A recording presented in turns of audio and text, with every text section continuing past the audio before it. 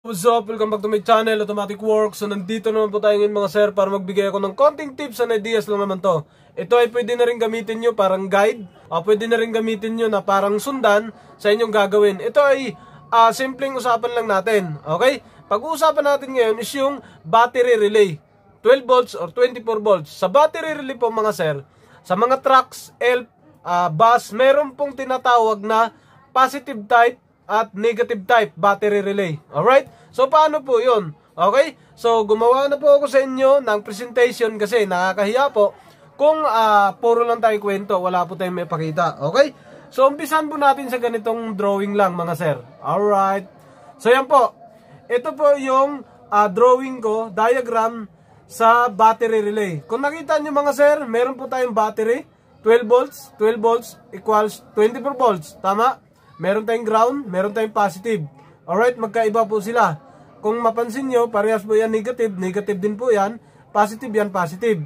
Ngayon, ang kabit po niyan, dito ang ground, tapos yung positive tsaka ground na isa, magkadugtong yan.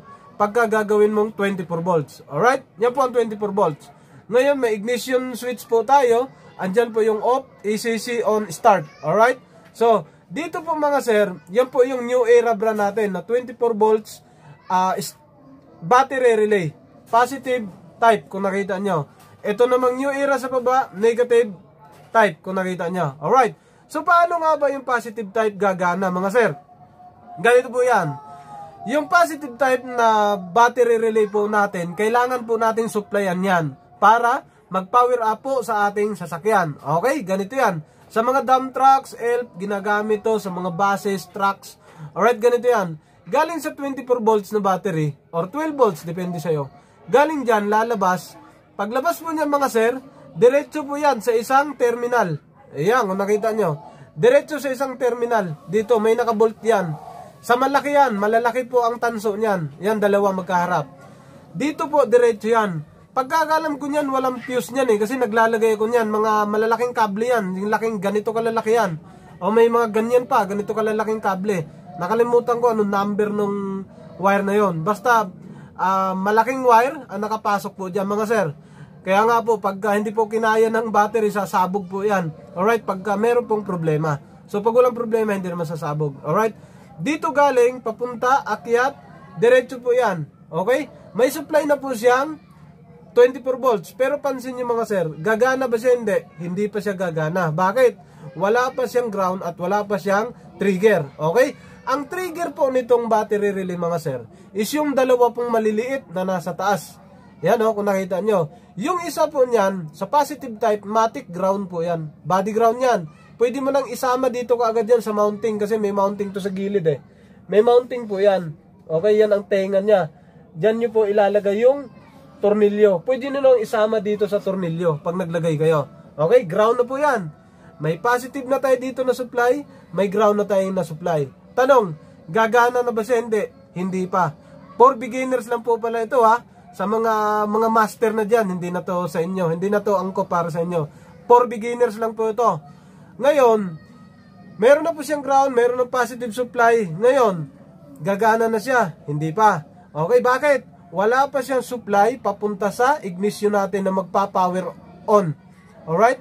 Galing dito sa maliit sa kabila, katapat dun sa ground, dapat supplyan nyo yan ng positive, tapos lagyan nyo ng fuse, papunta po dun sa on position. Alright? Sa on position yata to, hindi to naka-ACC. Kasi pag ikot mo, tsak, tsak, tsaka to lalagitik. Lumalagitik to, malakas. Pagka nag-on ka ng susi. Dito po siya sabay, pak, pak. Pagpasok, kung may relay po yan, pwede nyo lagyan ng relay, tapos fuse, relay, saka dito sa battery relay, para double purpose. Alright? So dito po sa ginawa kong diagram, wala po siyang relay. Fuse lang, diretso. Maliit na wire lang po to. 16 or 18, basta Japan. Kung Japan ang wire, 18. Kung circuit, 16. Okay? Yan po. Pagka may power on na siya, papower na po dito yan. Lalabas na po, magpo-produce na po yan ng positive. Malaking wire din po ito mga sir, yung katapat. Kung malaki ang wire dito, parehas po sila ng wire na mas malaki. Pareha po sila malaki. Padiretso po yan sa alternator. Alternator, pagkakaalam ko nito, hindi po siya sa starter pupunta. Alternator. Dahil ang starter nito, meron ng sariling supply galing sa battery. Alright? So, Galing dito, either alternator or starter, pupunta yung pinaka-output nito mga sir. Okay? Yan po yung ating positive type. Pag on ang susi, on ang susi, labas ang kuryente, dadaloy dito, sa fuse, didiretso dito, dahil may ground na siya, magpa-power feed na, maglalaban na sila, bubukas, idudugtong na niya tong wiring na to. Which is ito ay close open lang naman to. Naka-close open lang yan, para lang yan siyang push button. Alright, yan, nakaganyan lang siya. Malaki nga lang yung solenoid niyan sa loob, malaki yung windings. Pagpasok ng wire dito, lalagapak, tutulak siya. Pag tulak, magdudugtong na po yung dalawa, didiretso na po yung kuryente dito mga sir. Alright, yan po yung positive type. Pwede mo nang i-start yung sasakyan mo. Okay, so dito naman tayo sa negative type mga sir.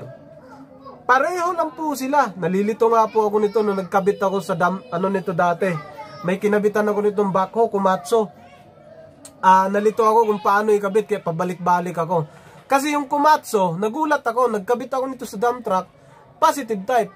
Nung sa Komatsu, negative type, nagulat ako, bakit ganito? Ang laki ng tanso na nakalagay dito. Tapos, diretso siya sa ground. Kasi body ground, dumikit na sa ground kasi may tornilyo. Yung pala, negative type po ito. Hindi naman tayo master kasi bago pa lang tayo. Alright? So, natutunan ko rin po yon. Galing dito sa battery natin mga sir, kung napansin nyo, sa positive type, ang battery natin, diretso po sa ground yan. Yan, diretso sa body ground. Chassis ground, diretso yan. Dito naman sa ating ground type mga sir, kung nakita nyo, yung ground po niyan, okay, ito na po yung battery relay. Yung positive niyan mga sir, same scenario. Diretso yan sa on position. Yan, tapos pupunta sa on, may fuse, diretso sa taas. Okay? Nasa on position na po siya mga sir. Ngayon, pag galing dyan, papunta dito, magugulat ka paano magpa-power up. Ngayon dito, sa kabila niyan, ground po yan mga sir. Diretso po sa body ground yan. Etong wire na to, sa kabila. Sa taas, diretso sa body ground. Dito din, diretso sa body ground. Pero dito mga sir, yung ground na yan, magkaiki sila. Yung ground nito at ground yan, magkasunod sila mga sir, kung nakita nyo. Yan. Yung ground yan at ground nito, dugtong yan. Yan, nakita nyo. Diyan po yan ikakabit nyo sa, isabay nyo po ito sa bolt, papunta doon sa chassis. Isabay nyo. Okay? Pero magtaka ka, naka-positive dito, naka-ground dito, gagana na siya, hindi pa. So, galing to sa susian, ibig sabihin gagana na siya. Pero, yung dulo, saan siya gagana? Dahil wala pang dulo. Di ba mga sir, napansin nyo, dito sa kabila, parehong malalaki, dugtong. Parehas lang po yan sila mga sir. May switching din po yan.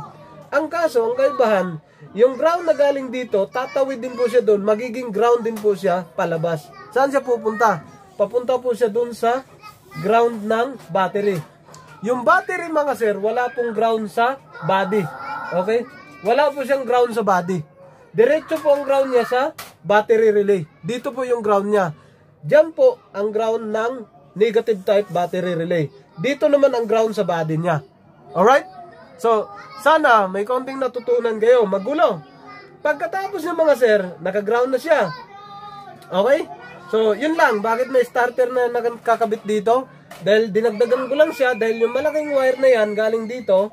Okay? Diretso na po yan sa starter. Right? Yan, diretso sa starter. Okay? Tapos yung solenoid, galing dito sa maliit, sa gitna, sa solenoid. Solenoid na to. Galing dyan sa maliit na yan, papunta po yan dito sa starting. Start ng, alright, fuse, start ng ignition. Okay? Malalaking wire po ito mga sir. Malaking wire yan. Kung anong laki ng wire nito, parehas din po yung laki ng wire na nakalagay dito. Positive yan. Positive din to. Alright? So yun lang po mga sir yung ating diagram. Kung nalito kayo, pwede kayong mag-comment sa akin sa baba. Pwede kayong magtanong sa akin kung paano po ito nangyari at paano po ito ginawa. Sa mga beginners lang po ito. Ito po ay positive type battery relay at negative type battery relay. Parehas lang po sila ng ginagalawan. Magkaiba lang po positive at negative. Yung dulo sa dulo, positive. Dulo sa dulo, negative. Alright? Diyan po sila nagkaiba. Supply feed, positive. Output, positive. Okay? Supply feed, ground. Galing sa battery ground, diretso. Hindi yan 12 volts ground, 24 volts ground yan. Galing dito, ground. Supply niya, ground. Papunta doon sa body ground. Magkasama sila. Alright? Ito din po yung trigger niya. Parehas lang sila ng trigger. Parehas lang sila ng ground. Ang nagkaiba lang dito sa baba, nagiging ground. Dito sa taas, positive. Alright?